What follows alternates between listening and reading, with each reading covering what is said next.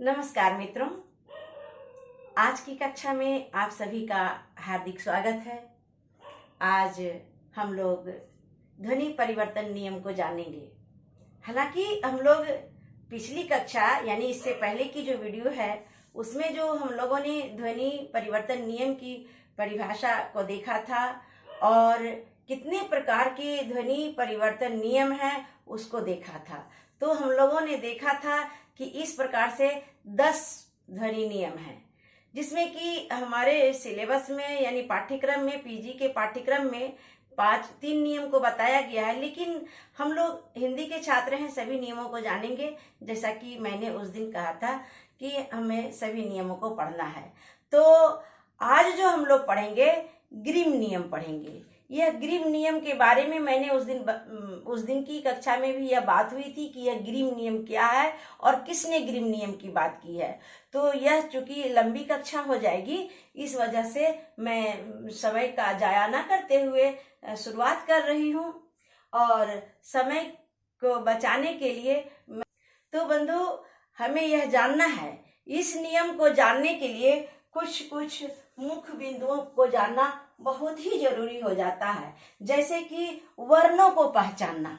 अब वर्णों को क्या पहचानना, जैसे कि हम जान रहे हैं कि यहाँ 9 वर्णों का व्यापार हो रहा है। ग्रीम के नियम में 9 वर्णों का व्यापार हो रहा है, लेकिन ग्रीम ने जो 2 नियम बनाए हैं, जो यह प्रथम नियम है, इसमें 12 वर्ण है। 12 वर्ण तो हैं, लेकिन 9 वर्ण का ही व्यापार है। तो हम देखेंगे कौन कौन से वो व्यंजन वर्ण हैं, वो किस वर्ग से आते हैं, उसकी क्या पहचान है। इसको जानने के लिए हमें अघोष को देखना होगा कि वह वर्ण अघोष है या घोष। तो हम और फिर अल्पप्राण और महाप्राण को देखेंगे। तो बंधु हम लोग जानते हैं कि प्रत्येक वर्ग का पहला और दूसरा वर्ण अघोष होता है और तीसरा, चौथा, पांचवा घोष होता है। उसी प्रकार से प्रत्येक वर्ण का, प्रत्येक व्यंजन वर्ण का, प्रत्येक स्पर्श व्यंजन वर्ण का पहला, तीसरा और पांचवा ये अल्पप्राण होता है। उसी प्रकार से प्रत्येक स्पर्श व्यंजन का दूसरा और चौथा महाप्राण होता है। तो हम लोगों को यह जानने के लिए यह बहुत जरूरी है, क्योंकि इसी के आधार पर यह ग्रीम का नियम, ध्वनि नियम परिवर्तन हुआ है। हाँ, एक बात, मुख्य बात है, यह ध्वनि परिवर्तन नियम किसका ध्वनि परिवर्तन नियम, यानी मूल भारोपीय भाषा, मूल भारोपीय शाखा संस्कृत से जर्मनी शाखा में जो परिवर्तन हुआ है ध्वनि का। तो मूल भारोपीय भाषा का प्रतिनिधित्व तो यहाँ संस्कृत कर रही है और फिर जर्मनिक भाषा परिवार में, गॉथिक में, वहाँ उसका प्रतिनिधित्व अंग्रेजी भाषा से हो रहा है। तो हम लोगों को अभी यह देखना है कि किस व्यंजन का कैसे जा रहा है। तो हम लोगों ने यह देख लिया, समझ लिया कि घोष क्या है, अघोष क्या है, अल्पप्राण क्या है, महाप्राण क्या है। तो आइए, मैं यहाँ पहले से ही लिख रखी हूँ, आप इन्हें देखें कि यदि ये 3 चरण में होता है, इसकी 3 स्थिति होती है परिवर्तन होने की। यदि भारोपीय शाखा परिवार की जो संस्कृत शब्द का जो शब्द व्यंजन है वह क, त, प जो ध्वनि होती है, क वर्ण की ध्वनि, त वर्ण की ध्वनि और प वर्ण की ध्वनि, यह जर्मनिक शाखा में ख या ह और फिर थ और फ के साथ परिवर्तित होती है। तो यह क, त, प अघोष अल्पप्राण है। आप देख लीजिए, यह क वर्ण का पहला अक्षर है, तो वर्ण का पहला अक्षर अघोष है। अल्पप्राण में भी देखते हैं, अल्पप्राण वर्ण का पहला अक्षर है, अर्थात यह अघोष अल्पप्राण यदि रहेगा भारोपीय शाखा संस्कृत में, मूल भारोपीय में, तो उसका जो परिवर्तन होगा जर्मनिक शाखा में वह अघोष महाप्राण में होगा, अर्थात ख, थ, फ, यानी वर्ण का दूसरा रूप। ऐसे भी लिख सकते हैं, यह वर्ण प्रत्येक वर्ण का पहला है और यह दूसरा रूप है। इस तरह से भी हम देख सकते हैं। यह तो पहली स्थिति हुई। और दूसरी स्थिति क्या है कि यदि मूल भारोपीय भाषा संस्कृत की ध ध्वनियां ध ध्वनि और भ ध्वनि हो, अर्थात यह घोष महाप्राण है। यहाँ हम दे चुके हैं, आप इसके द्वारा देख सकते हैं कि यह क्या है। घोष महाप्राण है, और यदि घोष महाप्राण रहे तो यह घोष अल्प प्राण में परिवर्तित होगा, यानी घ परिवर्तित होगा ग के ध्वनि में, ध परिवर्तित होगा द के ध्वनि में, भ परिवर्तित होगा ब के ध्वनि में। यह दूसरा चरण में। और तीसरा चरण में आने के लिए हमें देखना है कि यदि मूल भारोपीय भाषा की शाखा संस्कृत जैसे घोष अल्प प्राण यानी वर्ण का तीसरा वर्ण ग द ब रहे तो वह अघोष अल्प प्राण में बदल जाता है, यानी क त प में बदल जाता है। तो इस तरह से हम लोग एक विधि यह है समझने के लिए, इस विधि के भी द्वारा हम लोग देख सकते हैं। अब सवाल है कि यह कैसे परिवर्तित होती है। इसको देखने के लिए हम एक रेखा के द्वारा रेखा खींच करके एक त्रिभुज खींच करके, जैसे कि सभी किताबों में दिया गया है और सभी जगह इसी को उदाहरण बनाया गया है। तो मैं एक त्रिभुज खींच रही हूँ, क्योंकि त्रिभुज इसलिए है, यह 3 चरण है। एक चरण, एक स्थिति, दूसरी स्थिति और तीसरी स्थिति। तो हम यहाँ देख रहे हैं कि यदि मेरी पहली स्थिति अघोष अल्प प्राण यानी क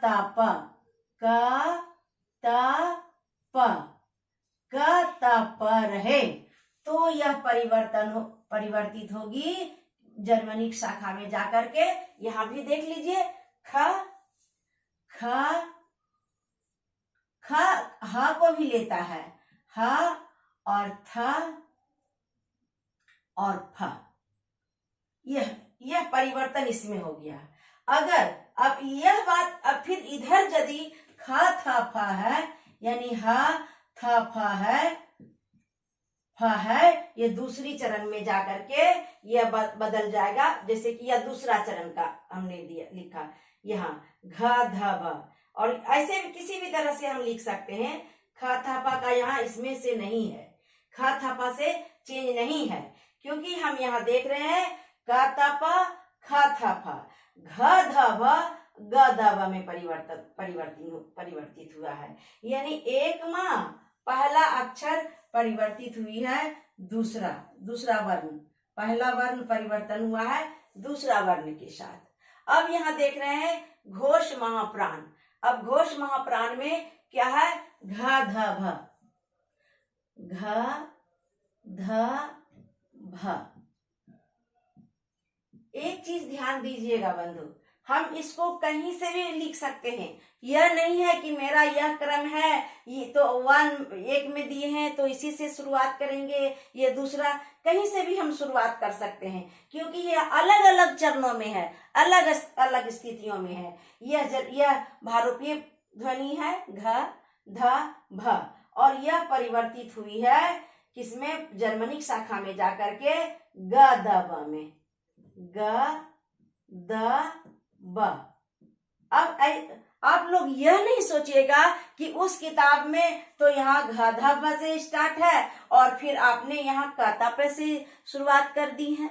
लेकिन मैं तो बार बार कह रही हूँ कि यह 3 चरणों का है, यह एक दूसरे से संबंध नहीं है। यहाँ एक दूसरे से यहाँ संबंध है, यहाँ से यहाँ संबंध है और यहाँ से यहाँ संबंध है। यदि मान लिया जाए कि यहाँ ग द ब हो या ग द ब हो तो यह जाकर के क त प में हो जाएगा, क त प में, क त प। स्पष्ट है? यह किसी एक दूसरे ये इससे जुड़ा हुआ नहीं है। हम ऐसे भी कर सकते हैं, ऐसे भी कर सकते हैं। अब हमें यह देखना है कि यह जो हमने ये क त प को परिवर्तन किया ख या ह या थ या फ में, तो कैसे हुआ? क। अब मैं एक चार्ट यहाँ बना के रखी हूँ। पहले है क, यह संस्कृत भारोपीय शाखा का संस्कृत है, संस्कृत भाषा है, और यह जर्मनिक भाषा है। आप इसके द्वारा हम लोग देख सकते हैं। अब क का हमने यहाँ दिया है कह। कह कह एक शब्द है संस्कृत में जिसका अर्थ होता है कौन। कौन, इसका अर्थ हिंदी में होता है कौन। और जब जर्मनिक शाखा में यह बदलता है तो यह ह का रूप लेता है। यह रूप ह का लेता है क, और हो जाता है क्या, हु। यह तो इसका तो हु। और एक और है कद। कद क्या, हिंदी, और इसका है वाट। वाट। तो इस तरह से हमने देखा कि यह क कैसे ह का उच्चारण है हु। हु। यह ख और हो दोनों हो सकता है, इसलिए यहाँ ह भी है क्योंकि वह महाप्राण है। अब देखिए हमको यह देखना है कि यह त का भी मैं यहाँ लिखी हूं त का तो हम यहाँ निकालते हैं, रेखा खींचते हैं, तो हमको इसको करने के लिए यहाँ करना होगा। त से क्या है, त्रि। त से संस्कृत शब्द है, संख्यावाची शब्द है। अब हमें देखना है त कैसे था में परिवर्तन हुआ है। यहाँ देखिए त कैसे था में परिवर्तन हुआ है। था में परिवर्तन हुआ है, तो इसको देखने के लिए हमें यहाँ करना होगा त का क्या होता है, त्रि। त्रि त्रि एक शब्द लिया गया जिसका कि त उच्चारण होता है त्रि, और इसका अंग्रेजी में होता है थ्री। थ्री थ्री इस तरह बोलते हैं। तो यह था उच्चारण हुआ।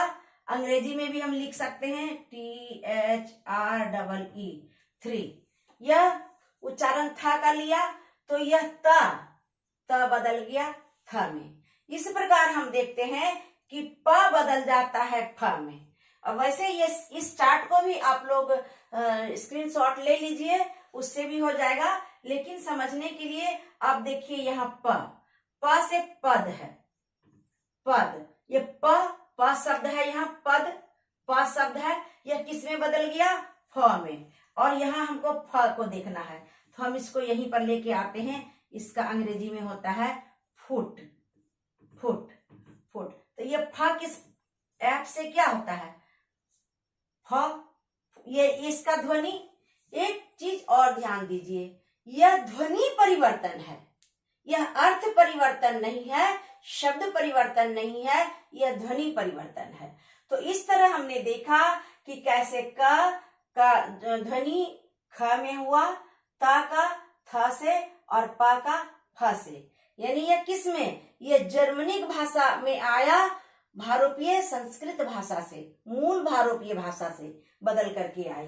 तो इस तरह से शब्द परिवर्तन होते हैं। अब देखिए यह तो एक प्रथम चरण है।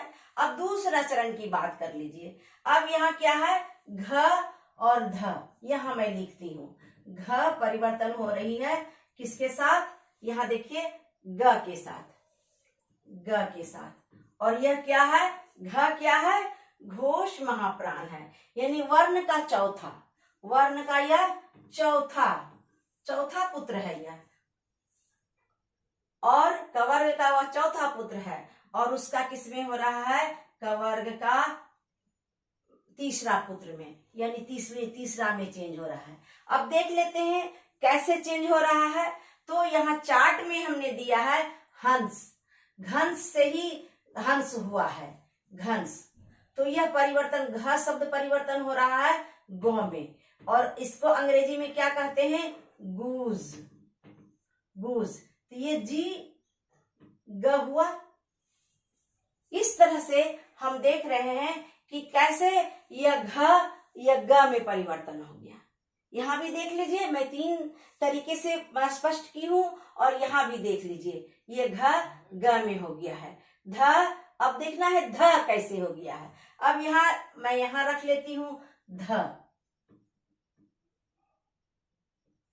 ध शब्द है, ध किस में परिवर्तन हो गया है, द में, यानी वर्ण का, त वर्ण का चौथा हो गया है तीसरा में। तो देख लेते हैं, यहाँ दिया हुआ है बंध। बंध, बंध, बंधन, इससे मतलब होता है तो अंग्रेजी में इसको कहते हैं बैंड, BAN, बैंड। ये डी जो है, ये डी इसका द का, तो वो लोग बंद कहते हैं, बंद। डी द भी होता है, ड भी होता है, लेकिन वो लोग उच्चारण द से करते हैं जर्मनी का। तो यहाँ यह स्पष्ट हो गया कि यह द में बदल रहा है।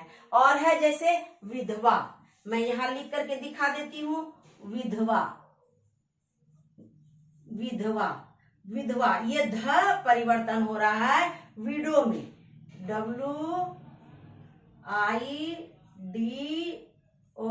WIDO, विदो, इसको बोलते हैं वो लोग विदो, विदो, विदो करके इस तरह बोलते हैं, विदो।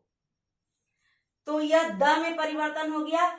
स्पष्ट है बंधु कि यह ध परिवर्तन हो रहा है, परिवर्तित हो रहा है किसमें, द में। और कैसे परिवर्तित हो रही है, वह ध्वनि परिवर्तित हो रही है उसकी। ये ध की ध्वनि, ध वर्ण की ध्वनि द में परिवर्तित हो रही है। अब और बच गया क्या, भ और ब। मैं यहीं पर समझा दे रही हूं, भ और ब कैसे परिवर्तन हुआ, कैसे भ इसमें बन गया है। तो यहाँ है भ्राता, भ्राता, एक ही लेते हैं, चार्ट आप रख लीजिए और भी खोज के रख सकते हैं आप लोग। यह भ्राता, यहाँ यह भ ध्वनि है और किसमें हो रहा है, ब में। तो इसको क्या लिखते हैं, ब्रदर,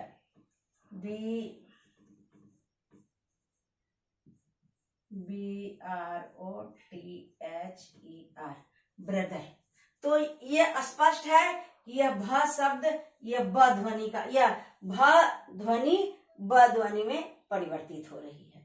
तो इस तरह से हम लोगों ने दूसरी चरण को भी देख लिया कि कैसे हो रही है। यह एक दूसरे से, ये तीनों ट्रेंगल जो है एक दूसरे से मतलब नहीं है त्रिभुज का, यह एक एक रेखा का मतलब है कि यहाँ से यहाँ ये मूल भारोपीय भाषा से परिवर्तन होकर के आ रहा है किसमें, जर्मनिक शाखा में, फिर यहाँ मूल भाषा से परिवर्तन होकर के आ रहा है जर्मनिक में, फिर यहाँ मूल भाषा ग है। अब ग से देख लीजिए, ग से होता है गौ, हम लोग कहते हैं गौ, गौ, गौ जब बोलते हैं तो गौ वर्ण ध्वनित होती है, और जो गौ वर्ण ध्वनित होती है तो अंग्रेजी में क्या कहते हैं इसको, कौ,